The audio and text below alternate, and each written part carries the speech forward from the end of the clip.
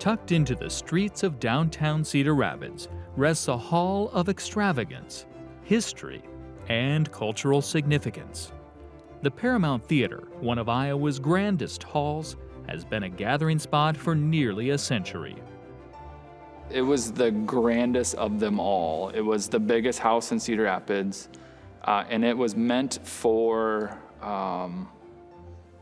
just that elegance, the colors throughout the theater, just those golds and those reds, those vibrant colors.